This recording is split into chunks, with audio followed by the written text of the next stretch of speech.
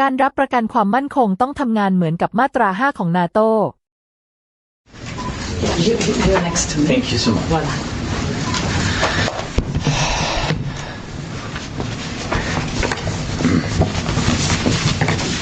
Good afternoon and welcome to the Commission's press room.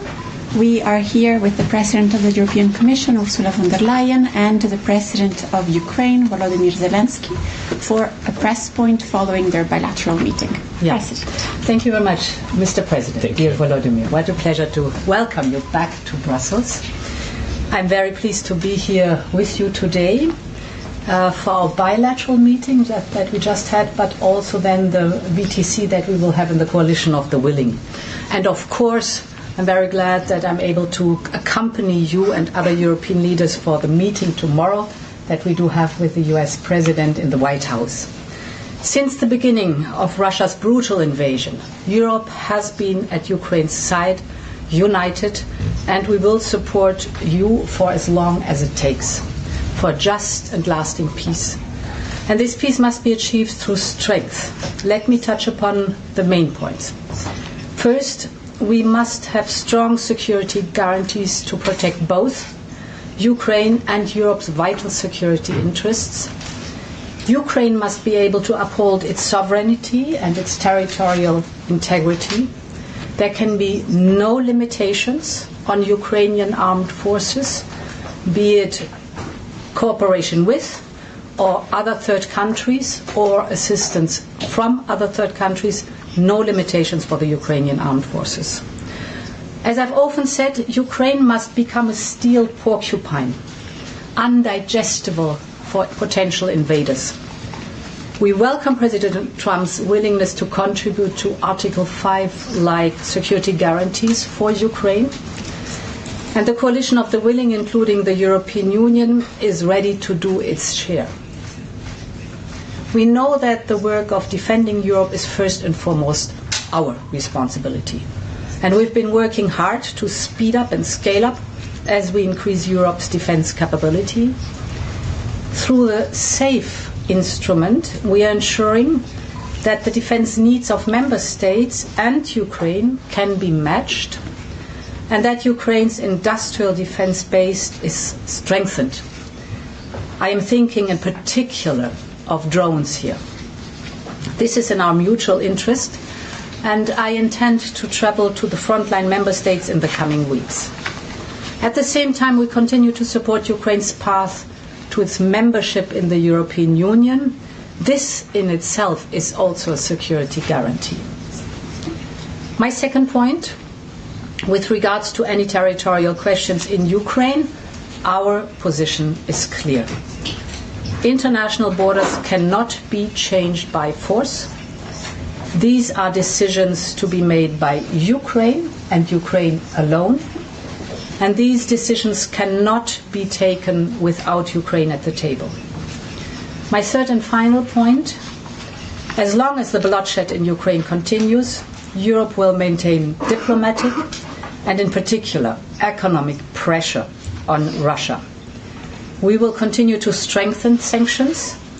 We have adopted 18 packages so far, and we are advancing preparation for the 19th. This package will be forthcoming in early September. We know that sanctions are effective. We have already put Russia's immobilized assets to work for the benefit of Ukraine, and we will continue to put pressure on Russia's war economy to bring President Putin to the negotiation table.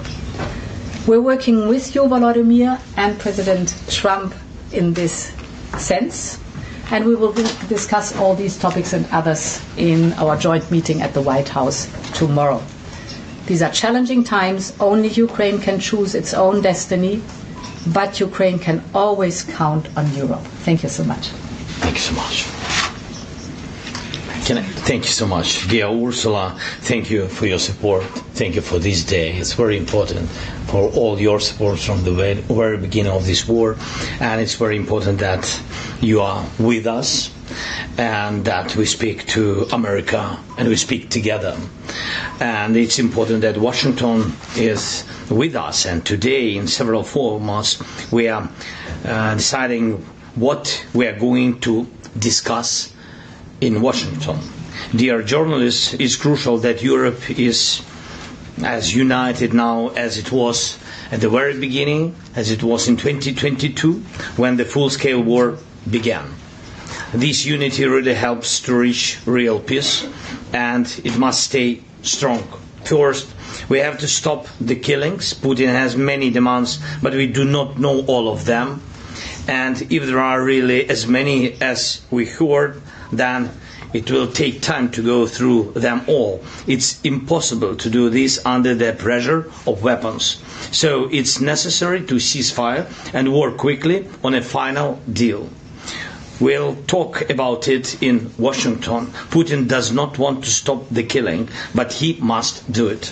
Second, we need real negotiations, which means they can start where the front line is now. The contact line is the best line for talking, and Europeans support this. And we thank everyone. Russia is still unsuccessful in Donetsk region. Putin has been unable to take it for 12 years, and the constitution of Ukraine makes it impossible to give up territory or trade land. Since the territorial issue is so important, it should be discussed only by the leaders of Ukraine and Russia at the trilateral Ukraine, United States, Russia. So far, Russia gives no sign that trilateral will happen, and if Russia refuses, then new sanctions must follow. This third, it's important that America agrees to work with Europe to provide security guarantees for Ukraine, and we are very thankful to the United States and to the President for such signal, and therefore for everyone in Europe. This is a significant change, but there are no details how it will work, and what America's role will be, what Europe's role will be, what the EU can do.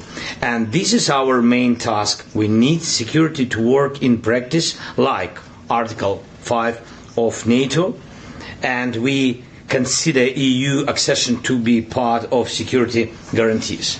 And we have heard from President Trump that America and Putin see it the same way. So we talked about the EU accession negotiations. There can be no division between Ukraine and Moldova. That would simply be a very bad move to my mind, and if such a division takes place, it will automatically mean that Europe is divided on Ukraine, that Europe does not have a common and strong position on guarantees. Many in Europe see that vision will only make things worse. And we talked about defense, and thank you very much, dear Ursula. We agreed to work more actively on programs such as SAFE, and I count on the support with drones. First of all, this is priority. Next, thank you for the 18th package of sanctions. It's important. We need to prepare the 19th package so that Russia sees that we are serious. We understand Russia's strategic direction. It's anti-European, and so we must continue to limit Russia's potential. Finally, we talked about the support of Ukrainian children in schools, and we have a school meal program, and it's an important program that ensures that children from every family in wartime at least receive security and receive a normal hot meal. The school year is coming soon, and I asked Ursula to help us improve this program. It's our children, it's our future, everything for them. Thank you.